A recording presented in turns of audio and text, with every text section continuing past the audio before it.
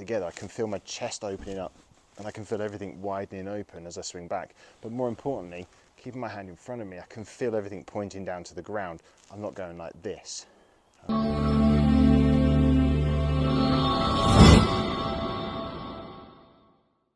Right, so what I want to talk to you about today is shoulder plane, okay? How the shoulders move around themselves, okay? And it's very important that you move them on an angle, okay? Or tilt is what's commonly known now in the trade. So one of the things that ideally we'd like to see is that you're turning your shoulders, okay, at 90 degrees around your spine, let's say, right? So let's use this, all right? So say that was my spine, my shoulders will turn, okay, at 90 degrees to that spine angle, all right? So I'm dressed like so, my shoulders will turn around that angle, okay, at 90 degrees. And that's really what we want to be working on. So we need to be turning the shoulders at a slight tilt, all right? You know, we hear a lot of golfers now talk about side lateral bends and all this business. So that's really where it's sort of coming from to a certain degree. So you've got to remain that, or keep that constant circle, all right? So we've done videos before, we talk about the golf swing as a circle. The club travels around you in a circle. Well, in order to maintain that circle, you need to move the shoulders in a circular motion, all right? Not turning, and I know we talk about the hips going back and through, okay, or the hips working in straight lines, but your shoulders will turn and rotate around that spine angle, all right? One of the most common things that we tend to see golfers do is they have a tendency to turn fairly level or flat to the ground, okay? Whether that's an inner ear thing of balance and so on, you know, it's because we play golf at an inverted angle here, they have a difficulty or a difficult time in maintaining that angle. They have a tendency to stand up and straighten, okay? I think it's because the eyes like to see things level. They don't like to see things at an angle, all right? So it's very important that you practice that. And there's two ways that you can do this. Now, you can have, let's just do that so my eye line doesn't get ruined. So one thing that you can do is I've placed a ball about 3 foot away from my intended ball, all right? And what I can do is I can put the club behind my shoulders, probably easier with a driver, all right? And I can just practice on pushing my right hip back, or pushing my right leg. My right leg's going to push my right hip back, but it's also going to push it back and upwards a bit as well, okay? And I'm going to feel my shoulder. I'm going to feel my shoulder. My left shoulder's going to come down a bit, and my right shoulder's going to go up.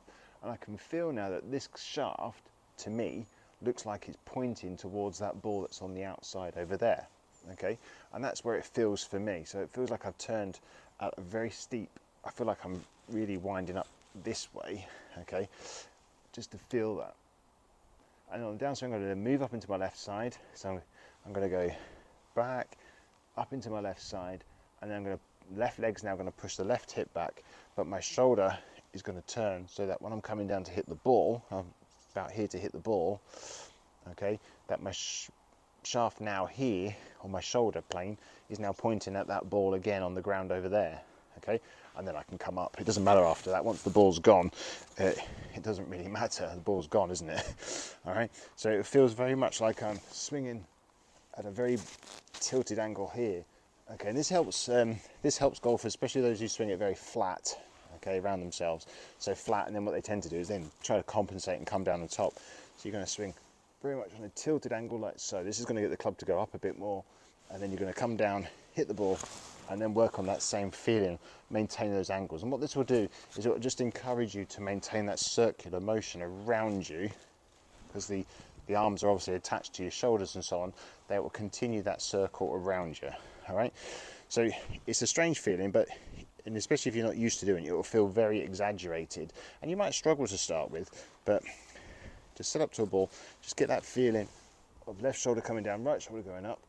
I can feel that shoulder, I feel like I'm pointing towards that ball on the outside there, okay? So just stand there, back and through. I can really feel like I keep my angles and stay down and hit the ball. I can create that circle around my body then, okay?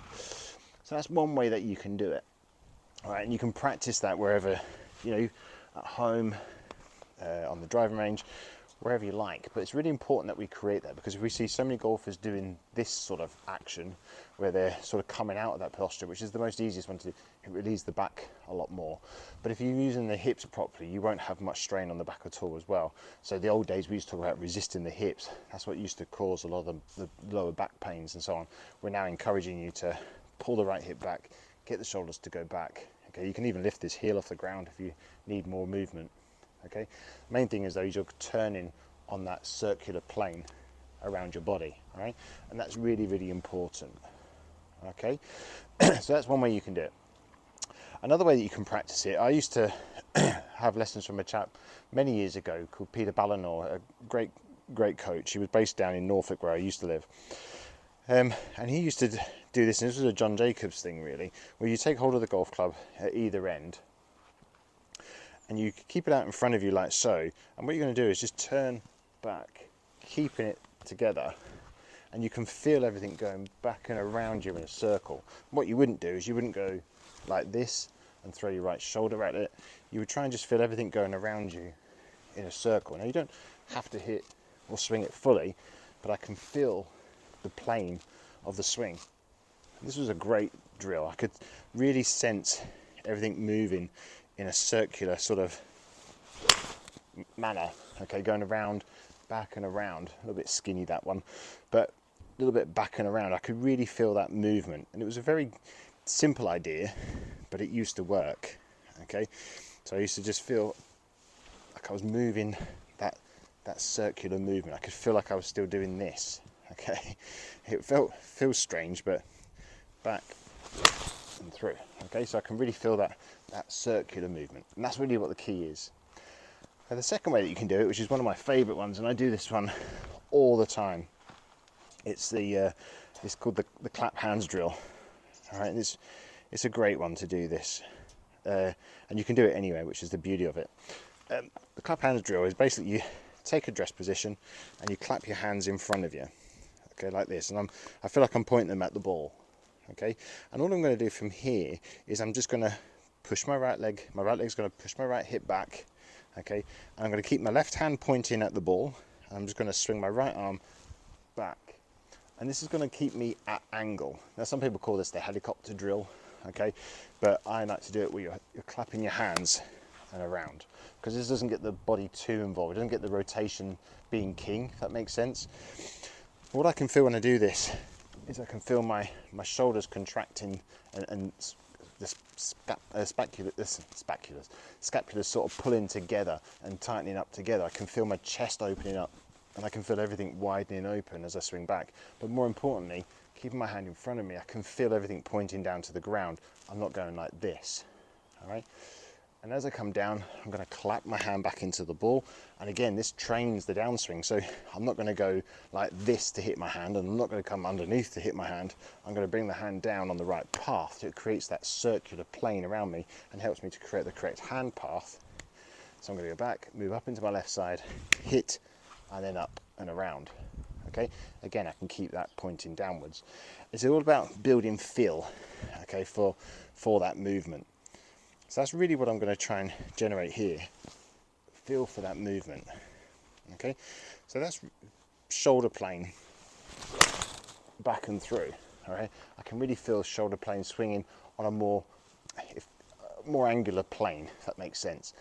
So that's really important, something that you work on and really train, especially if you're struggling with thin shots, fat shots, and swing path as well, because your swing path could be off because your shoulders aren't swinging on a consistent circular plane. All right, and that's really what you want to try to imagine. Try to pick the task, because that's what you're trying to achieve, a circular plane. All right, so anyway, hopefully that helps you, and if you have any questions about that, please comment below, but please also as well, before you head off, please make sure that you subscribe, you like, share it with your friends, and let's get the message out there for you all. Okay, anyway, have a great week, and I'll catch you next week.